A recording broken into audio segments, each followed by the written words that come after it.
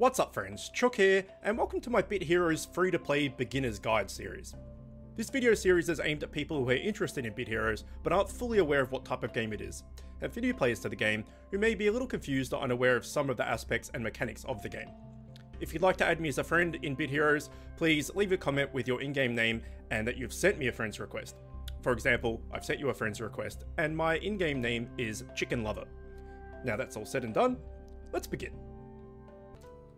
In this video, we'll be talking about familiars and where to get them and what they do. So if we have a look here at my familiars, we can see all of the ones that I have caught. Now, this is the little number here is how many of them I have caught. And there's an option called stable.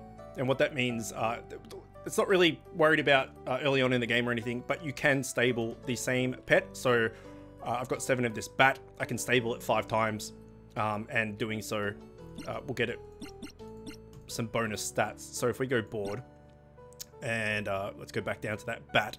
If I put 1 bat in, I will get an extra, my bat will get those extra stats. And that's what those little blue dots mean. So I've got 5 of these boo-boos stabled, and then I have an extra 3 on top for some reason. I don't know. I just kind of catch everything. Every time it pops up, I just say, yeah, okay, sure, catch. So how it works is, and we'll go through and we'll do a dungeon and show, but when you catch the familiar says, oh, you look cool, I want to join your team or whatever, you'll have an option to catch it. You can either spend gold or you can spend gems. Never ever ever spend gems. It's a waste of gems, particularly on like, green or blue familiars or something. If you absolutely need to, if it's the last familiar you need for a fusion or something, you can spend it on the rare ones or the epic ones and legendary ones. But in general, don't spend gems when trying to get a familiar to join your team. Once you have certain familiars, you can then fuse them together. So if we go down here to like the bottom of the the early level ones, we can see here that 1 tubbo, 1 batty, 50 of the rare materials, and 5k gold can fuse and make a bubbo. So if we have a look at the stats here, you can see Tubbo is a tank. He's got 762 health, and you can see here Batty is just like a jack of all tradey kind of thing. But just that's it. They don't have any extra stats or anything to them. If you fuse them both together, then you get this tank here called Bubbo that also has 10% lifesteal. Now lifesteal isn't great, so Bubbo isn't really that good of a familiar, but that's basically the way it works. So the 2 familiars that you want early game and will last you a long time until you get to raid 1 at least, and honestly beyond that, are these 2. You want Bor'lan and Shrampz. This will be your healer, this will be your tank. So you can see here Shrampz has, for me again, the stats on the familiars are scaled to your personal stats. So your Shrampz, when you catch him, will not have 972 health or stamina or whatever it be. But this is just an indication of what the familiars are. But this will be your tank and this will be your healer. So we can see here that Shrampz is basically prioritizing health, but he has a 20% block chance. So 1 in 5 hits, he'll just block and take no damage. And if you put him in the first slot, and he takes all the upfront damage and blocks 20% of the time, really good. And then Bor'lan here, this will be your healer. So if we click on him, we can see here that for 1 SP, so 1 little of the blue dots thing, he has a spread heal for teammates. So when you have 1 SP or 1 little blue dot, you can use that heal and it'll heal him and Shrampz and you all in one motion. It's not, it won't fully heal you from nearly dead to full heal, but it's a 1 SP heal across your whole team. Really good. So these are the 2 that you want. Now how you get them is these guys. So you want a Gramps and a Shrampz, and you fuse them together to get Shrampz, sorry. And then Bor'lan, you want a Mer'lan and a Bob, fuse them together to get Bor'lan. Now where do you get these guys from? Well, that's what we're about to show.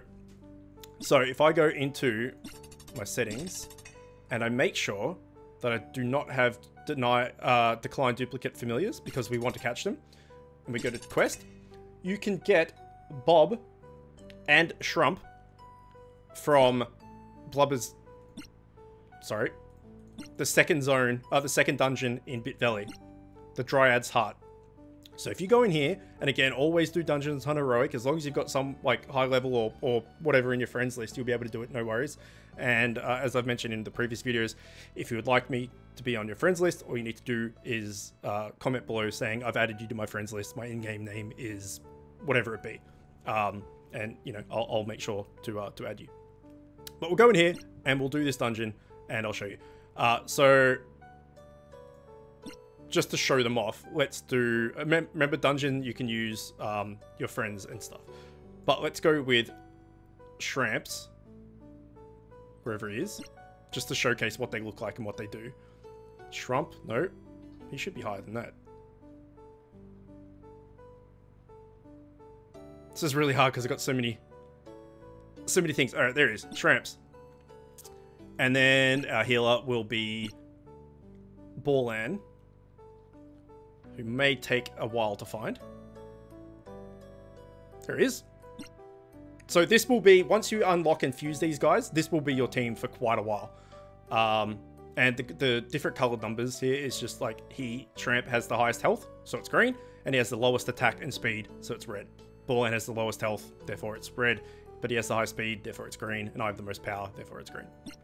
So we go accept, and we go in and do this dungeon. So we go in here, and we come up against, you know, the different enemies and stuff. And we can see here there's one tree, but there's 3 of these guys. These are the bobs that you need. So hopefully they come up and we can show how to catch them. So for the moment, we'll just attack these things. I'm going to one-shot everything because I'm way too high level for this. But it's more the mechanics that we're trying to showcase here. This is the heal. Spread heal teammate. We haven't taken any damage, but effectively you do that and he heals everyone. Hopefully we can get one of these guys to want to join us. So we'll continue on.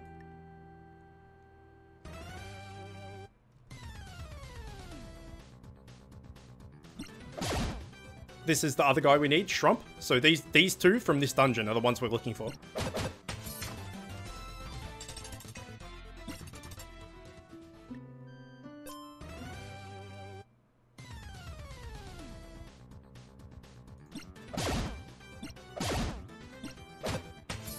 Not having much luck yet.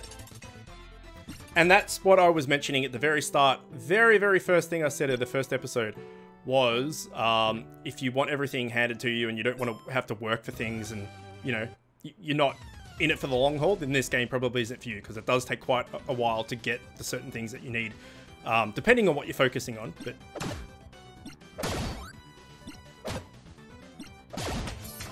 you might do this dungeon 3 times and not have the option to get them to join you, but then you might do the dungeon the next time and like 5 of them might want to join you.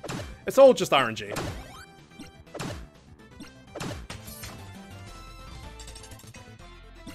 So what I'll do is I'll put it on auto, and that can showcase the auto functionality as well. Now remembering I am one-shotting everything, so this will go faster than what you have. Alright, perfect. So here we go. Shrampz seems to think you're pretty cool. Persuade them to join forces. So I could spend 400 gems to get this guy to come 100%, absolutely guaranteed. But it's a massive waste of 400 gems because, what, we're in the 5th set of enemies and he's popped up already?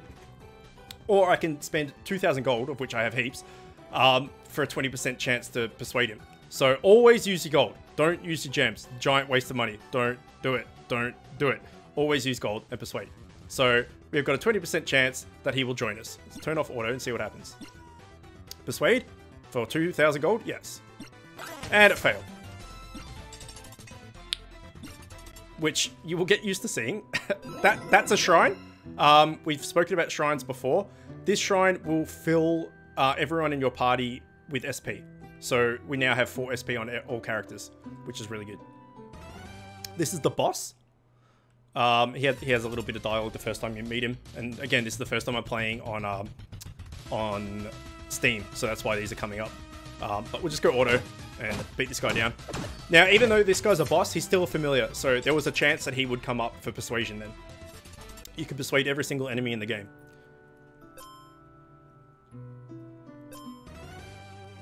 So we'll just finish this dungeon off in auto mode.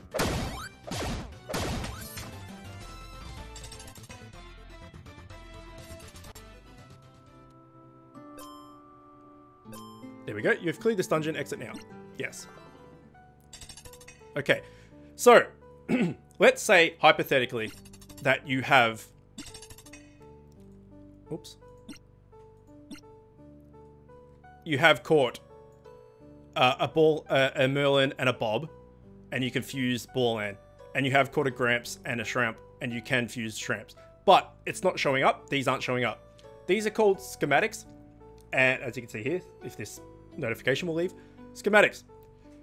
You need to loot the schematic just like any other thing in the game, any other piece of gear or whatever, to unlock the ability to make them. So you can see here that these are some schematics I don't have.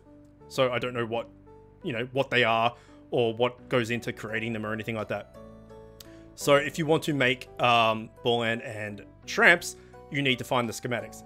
The schematics will, for any familiar, for any fusion, familiar, whatever, will always drop from the dungeon that one of the familiars, one of the initial familiars, is located in. So for Bor'lan, you need Mer'lan and Bob. Mer'lan is in Zone 1, Dungeon 3. Bob is in Zone 1, Dungeon 2. So if you're in Zone 1, Dungeon 2, which is the one we just did, or Dungeon 3, then the schematic for Bor'lan will have a chance of dropping. Alternatively, for Shrampz, Shrampz is in Zone 1, Dungeon 2. We just did that. We saw the Bob and the Shrampz both there. Shrampz both there.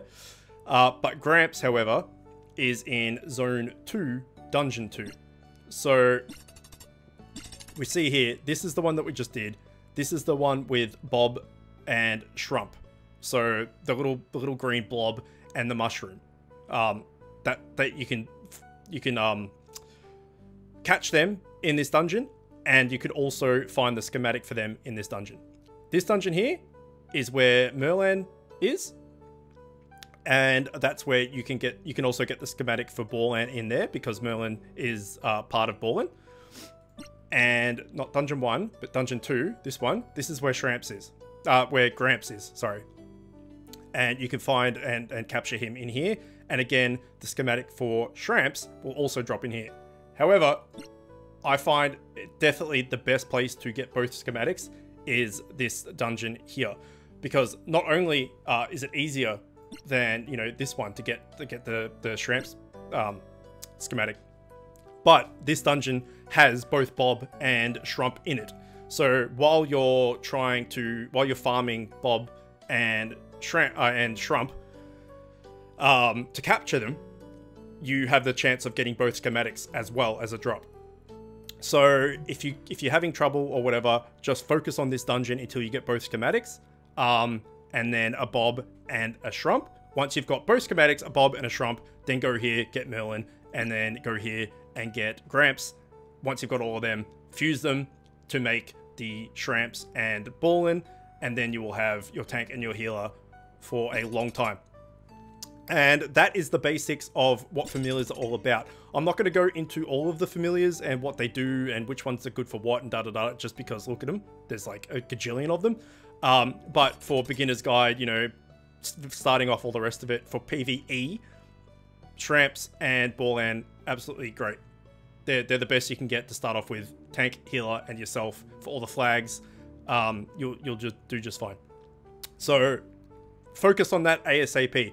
Don't worry about gear. Don't worry about any of that stuff. Just get them. As soon as you get them, then you can go much, much further than you could without them. So yeah, get them absolutely 100%.